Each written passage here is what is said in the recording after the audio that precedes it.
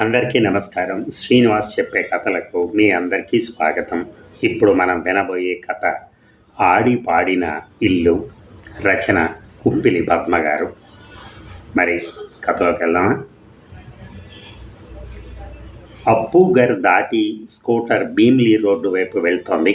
ఎడమవైపు కొండ, దానిపై పచ్చదనాన్ని సంతరించుకుంటున్న చెట్లు, కుడివైపు సువిశాలంగా పరుచుకున్న సముద్రం.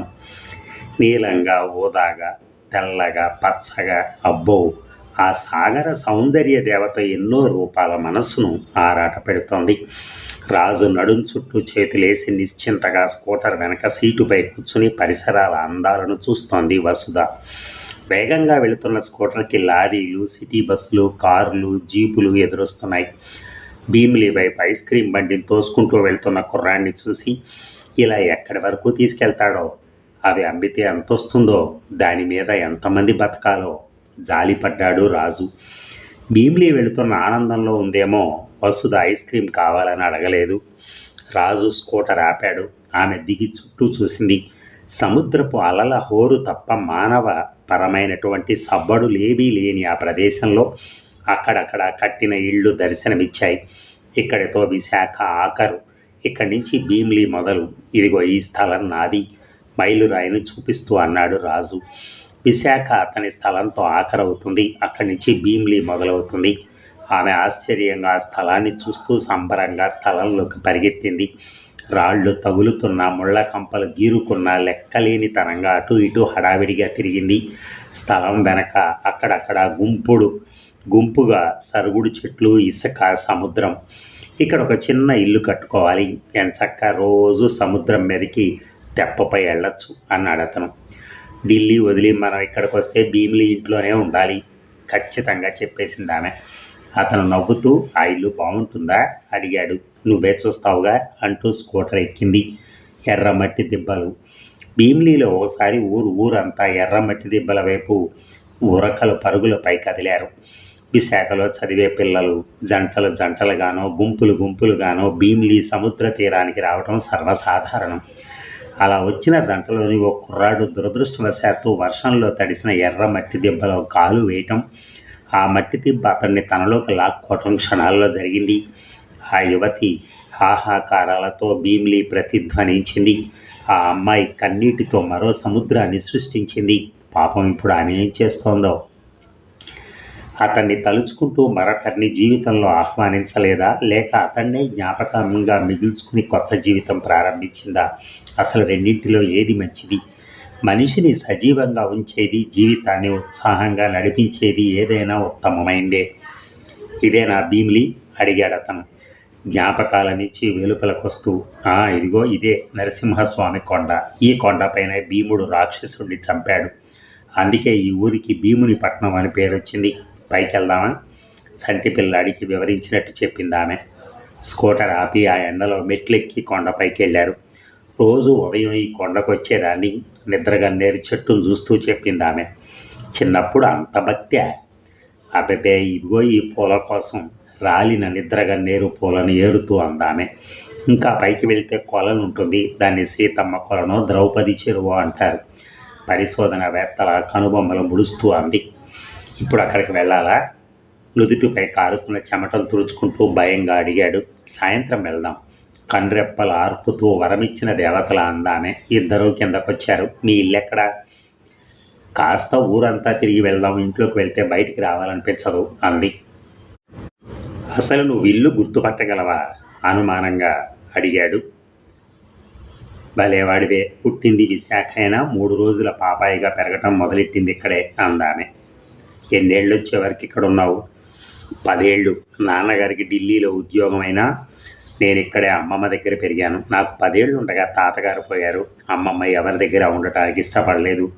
ఇంటిని ఎవరో దూర బంధువులకు అమ్మేసి అమ్మమ్మ మధుర వెళ్ళిపోయింది. నేను ఈ ఊరు విడిచి వెళ్ళనన్నా ఢిల్లీ పంపించేసింది అమ్మమ్మ. నువ్వు అందంగా ఉన్నావనో, ఇంజనీరు అనో ప్రేమించలేదు, విశాఖ అబ్బాయివని అని గొప్ప రహస్యం చెప్తున్నట్టు అంది.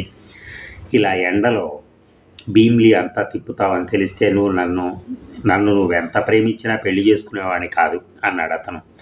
భీమిలీ గురించి నీకేం తెలుసు? ఆ! ఆగాగు. ఇదిగో ఇదే గంట స్తంభం. ఇదేమిటి ఇంతలా మారిపోయిందంతా? అప్పట్లో ఇంత ఇరుగ్గా ఉండేది కాదు. అసలు ఈ ఊర్లో సినిమా హాల్స్ ఉండేవే కావు. అయ్యో! ఊరంతా ఇరుగ్గా ఏంటోలా అయిపోయింది దిగులుగా అందామె. ఆ ఎదుట సందులోకి వెళ్ళు. ఆ! ఇదే. నేను చిన్నప్పుడు చదివిన స్కూలు. నాకోసారి క్లాస్‌లో మోస్ట్ సైలెంట్ గర్ల్ అనే అవార్డొచ్చింది. ఓ సోప్ బాక్స్ ఇచ్చారు. పూర్తిగా మారిపోయిన పాఠశాల భవనాన్ని చూస్తూ చెప్పిందామె. నీకా? గలగలా మాట్లాడుతున్న ఆమె వైపు అనుమానంగా చూస్తూ అడిగాడు. నాకే చిన్నప్పుడు. పెద్దయ్యాక కాలేజీలో మోస్ట్ యాక్టివ్ స్టూడెంట్ అని ఇచ్చారులే. అసలు విషయం ఏమిటంటే ఏ ప్రైజులు ఉన్నాయో చూసుకొని నేను అలా మారిపోతూ ఉంటానన్నమాట. ఇంతకీ నీకేమైనా ప్రైజులు వచ్చాయా అడిగింది. ఆ gentleman of the block అని ఇంజనీరింగ్ చదువుతున్నప్పుడు హాస్టల్లో వాళ్ళు ఇచ్చారు చెప్పాడు. నిజంగా నువ్వు జెంటిల్మేనే. ఇదిగో ఇదే రౌండ్ బంగళా. మరో చరిత్రలో బాలు స్వప్న అని రాసుకుంది ఇక్కడే. విశాఖ రచయితలు చాలామంది ఇక్కడ కూర్చుని నాటకాలు కూడా రాశారు. ఇది నిజానికి డచ్చి వారి బంగళా. వారి వారసత్వం జ్ఞాపకాలు అంటూ ఇసుకలోకి పరిగెత్తింది. అతను ఆమె వెనక నడిచాడు. ఇవే చలంగారు ముచ్చటపడిన సముద్రపు రాళ్ళు. టూరిస్ట్ గైడ్లా అంది. ఆహా అన్నాడు అతను. నిజంగా ఇవే అంటూ కాస్త ముందుకెళ్ళగానే ఇంకాస్త ఉన్నతంగా నున్నగా నిగనిగలాడుతూ నీలి కెరటాలతో ఆడుకుంటున్న పాత రాళ్ళు కనిపించగానే వాటి వంక అనుమానంగా చూస్తూ, రాజా, చలంగారికి ఇష్టమైన రాళ్ళు అవి కావు, ఇవి. ఇందాక పొరపాటు పడ్డాను అందామె. అతను అయోమయంగా చూస్తూ, నాకు తెలియదు, నువ్వేం చెప్తే అబ్బే అనుకోవాలి అంటూ నవ్వాడు. మా బుజ్జివి కదా, నిజంగా ఇవే అంటూ నమ్మమని అతను గడ్డం పట్టుకుని బతిమాలింది. సరే సరే మీ ఇల్లు అన్నాడు అతను నీరసంగా. అదిగో ఆ కనిపించే వీధిలోనే అందామె. బతికించావు, ఇంకెక్కడెక్కడ తిప్పుతావో అని భయపడ్డాను. పసితనపు గుండెల్లో చెదరని తరగని ఆకర్షణలు నింపిన భీమిలి జల సౌందర్యపు వింత సోయగాలు, కెరటాల మార్ధవపు కేళీ విలాసం, అలల లేతదనం, తెల్లని నురుగు యవ్వనం, గాలిలో మెరుపు, మరే సముద్రంలోనూ కనిపించని సుకుమార గాంభీర్యం గుండెల నిండా నింపుకుని ఆమె తన ఇంటి వైపు కదిలింది. ఎర్ర పోస్ట్ బాక్స్, ఎత్తరుగుల ఇల్లు, ఇదే ఇల్లు. ఇక్కడే ఈ ఇంటి ప్రాంగణంలోనే పాకింది, అడుగులేసింది, అక్షరాలు దిద్దింది. ఇదేనా మీ ఇల్లు అడిగాడు అతను. ఇదే ఉద్వేగంగా ఇంట్లోకి ప్రవేశించింది. అతను ఇంట్లోకి వెళ్ళాడు. ఇది కచేరీ గది. ఈ గోడలపై చూడు, గాంధీ, నెహ్రూ, మోతీలాల్, సరోజినీ నాయుడు, ఇందిరాగాంధీల ఫోటోలు.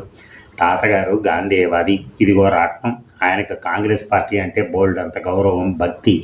ఇదిగో ఈ చూరు నుంచి ఎండవేళ సూర్యుడు, వెన్నెల వేళ జాబిల్లి, అప్పుడప్పుడు వానదేవుడు ప్రత్యక్షమయ్యేవారు. ఇది మా అమ్మ గది కుడివైపు. ఇదిగో సరిగ్గా చూడు మా అమ్మ చిన్నప్పటి ఫోటో. ఇది హాలు. చూసావా, ఇక్కడి నుంచి సముద్రం ఎంత స్పష్టంగా కనిపిస్తుందో. ఇటు చూడు, ఇంటికి సముద్రానికి ప్రహరీ గోడ మాత్రమే అడ్డు కదా. ప్రైవేట్ మాస్టర్ని తప్పించుకోవటానికి గోడెక్కి దూకేదాన్ని, ఈ బావి దగ్గర తేలేదాన్ని. ఇక్కడి నుంచి బీచ్కి ఒకటే పరుగు. ఆ నీళ్లలో ఆటలు, జాలరి వాళ్లతో పడవ ప్రయాణం. ఇదిగో ఇది దేవుడి గది. ఆ మూల పాల వెళ్ళి, ఈ మూల బీరువాలో మట్టి హుండీ ఉంటే అందులో డబ్బులు దాచేదాన్ని. అది నా కిడ్డీ బ్యాంక్. ఇది వంటిల్లు, ఇది బాత్రూమ్. ఉద్వేగంగా చెప్తున్న ఆమె ఒక్కసారిగా నిశ్శబ్దమైపోయింది. పెచ్చులుడిపోయిన స్తంభాన్ని చూస్తూ, నాకు 7వ ఎక్కం ఎంత చదివినా అప్పచెప్పడం వచ్చేది కాదు. తాతగారికి కోపం వచ్చి ఈ స్తంభానికి తాడేసి కట్టేశారు. ఎక్కం అప్పచెప్తేనే తాడు విప్పుతానన్నారు. అయినా నాకు ఎక్కం రాలా. భయపడితే మాత్రం రాని చదువు వస్తుందా అందామె. హఠాత్తుగా ఏదో గుర్తొచ్చినట్టు అక్కడి నుంచి కచేరీ గది పక్కనున్న భాగం వైపు పరిగెత్తింది. ఇదే నా ఆట రూమ్. ఆ దూలానికే ఉయ్యల కట్టి బొమ్మ పాపల్ని ఊపేదాన్ని. ఆనందోద్వేగాలు పోటీ పడుతుంటే ఆమె వివరిస్తోంది. రాజు ఆమె వైపు భయంగా చూస్తున్నాడు. ఎంతటి ఉద్వేగం! ఆట రూమ్ అంటంలోనే తెలుస్తోంది ఆమె ఉద్వేగపు హోరు. ఎక్కడ ఢిల్లీ, ఎక్కడ భీమిలి. పెళ్ళయ్యాక ఎక్కడికైనా వెళ్దామా అంటే భీమిలి అందామె. ఇల్లంతా హడావిడిగా తిరుగుతున్న ఆమెను చూసి ఇంకా వెళ్దామా అడిగాడు అతను. ఆ మాటలకి లోతైన ధ్యానంలోంచి వెలుపలికి వస్తున్నట్టు అతని వైపు చూసింది. చుట్టూ చూసింది. తిరిగి మళ్ళీ చూసింది. నిశ్చేష్టురాలై చూస్తోందామె. అతను ఆ ఇంటినే చూస్తున్నాడు. పురాతనమైన బెళ్ల పెంకుటిల్లు. ఓవైపు పూర్తిగా కూలిపోయింది, మరోవైపు సగం ఒరిగిపోయింది. ఆమె అచేతనంగా చూస్తోంది. బాల్య స్మృతుల దివ్య కాంతుల సౌధం ఇదేమిటిలా శిథిల శకలాలతో కనిపిస్తోంది. ఆ ఇంటికి కొత్తదో పాతదో ఏదో ఒక రూపం ఉండి, తలుపులుండి, మనుషులుంటే ఆమె ఎలా రియాక్ట్ అయ్యేదో కానీ అసలు అక్కడ ద్వారబంధాలు, గోడలు, తలుపులు కాదు, ఇల్లే లేదు. ఉన్నదంతా కూలిపోయిన గోడలు, ముక్కలైన పెంకులు, ఇల్లు కుప్పకూలిపోయిందనే లేకుండా మస్తిష్కంలో ముద్రించుకుపోయిన ఆ ఇంటి ఆనవాళ్ళు, జ్ఞాపకాలు, అనుభవాలు సజీవంగా గుండెల్లో కదులుతుంటే ఆ ఇంట్లో అంగుళంలో ఏముండేవో అవి ఇప్పుడు అక్కడున్నట్టే, అక్కడ కనిపిస్తున్నట్టే వివరిస్తున్న ఆమెను ఆందోళనగా చూస్తున్నాడు అతను. నువ్వు తిని ఆనుకునున్న ఇంట్లో ఇద్దరు స్త్రీలు వీళ్ళిద్దరినీ వింతగా చూస్తున్నారు. వసుధని మనుషుల్లోకి తీసుకురావాలని. ఎవరు వాళ్ళు అడిగాడు రాజు. వసుధ మెల్లగా తల తిప్పి అతను చూస్తున్న వైపు చూసి మెల్లగా అటువైపు నడిచి, ఇది పూజారి గారి ఇల్లు కదండి అని అడిగింది. అవునమ్మా అందో స్త్రీ. పూజారి గారు లేరా అండి? తగర వలస పని మీద వెళ్ళారు. మీరెవరు సందేహంగా అడిగింది. పోస్ట్ మాస్టర్ ఉండేవారు కదా, ఈ ఇంట్లో గుర్తున్నారా? ఆయన మనవరాలనండి అంది వసుధ. అంటే ఇందు కూతురువా? అవునండి. ఈ ఇల్లు ఇలా అయిపోయింది ఏమిటండి అంది వసుధ. ఇంటిని కొనుక్కున్న వాళ్ళ అబ్బాయికి వ్యాపారంలో బాగా కలిసి వచ్చింది. విశాఖలో ఇల్లు కట్టుకున్నారు. అక్కడైతే అన్ని సరదాలు, హంగులు, దర్జాలు, సుఖాలుంటాయని అంతా విశాఖ వెళ్ళిపోయారు. పాలన లేక ఆ ఇల్లు ఇలా అయిపోయింది అని పూజారి శ్రీమతి చెప్పింది. ఆ మాటలు వింటుంటే వసుధ గుండెల్లో బాధ సుళ్ళు తిరిగింది. పాతింటిపై ఎంత నిర్లక్ష్యం! అలా అనుకోవటానికి వీల్లేదు కదా. కొనుక్కున్న వాళ్ళకి ఇంటితో ఏ విధమైన అనుబంధం ఉండకపోవచ్చు. అప్పట్లో తక్కువ ధరకు వచ్చిందని కొనుక్కొని ఉండొచ్చు. ఎక్కువ ధర వచ్చాక అమ్ముకోవచ్చు. లేక కొన్నాళ్ళు పోయాక మరో ఇల్లు కట్టుకోవచ్చు. వాళ్ళు బాధపడటానికో ఈ ఇంటిని లక్ష్య పెట్టడానికో వాళ్ళకి ఇల్లు ఇచ్చిన జ్ఞాపకాలు లేవేమో. ఎందుకు వచ్చావు ఇక్కడికి? నిండైన ఆ ఇల్లు అలాగే గుండెల్లో సజీవంగా ఉండేది కదా అనుకుంటూ వెళ్దామా అంది. అతని మనసు విలవిలలాడింది. వసుధ ఆడి పాడిన ఇల్లు, చిన్నప్పుడు తిరిగిన ఇల్లు, పసితనపు మైమరపు రాగాలు పల్లవించిన చోటిది. సొంత ఊరు, సొంత ఇల్లు, సొంత పొలం వినటానికే ఎంతో ఆహ్లాదకరంగా ఉంటాయి. అవి అలా చివరి వరకు మిగిలితే ఇంకెంతో బాగుంటుంది. పొట్ట చేత పట్టుకుని దేశం ఏమిటి, ప్రపంచం అంతా తిరిగే మానవునికి కొన్నాళ్ళగా సొంత దేశం కూడా ఉండదా? ఏమో, ఎవరికి తెలుసు. ఈ ఇల్లు అమ్ముతానని ఏమైనా అన్నారా అండి అడిగాడు అతను.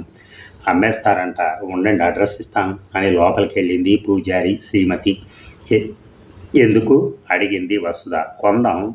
ఎందుకు? నీకు ఇష్టం కదా అన్నాడు అతను.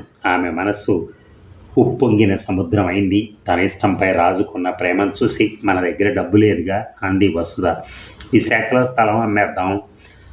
విశాఖ భీమ్లీ రోడ్లో అనుమానంగా అడిగింది ఆమె. అదేంటి? వద్దు, అది నీకు ఇష్టం కదా అంది. ఇష్టమే తప్ప జ్ఞాపకాలు, అనుభూతులు లేవుగా. వద్దనకు. డబ్బుకు కాస్త కష్టమైన ఈ ఇల్లు తప్పక కొందాం అన్నాడు రాజు.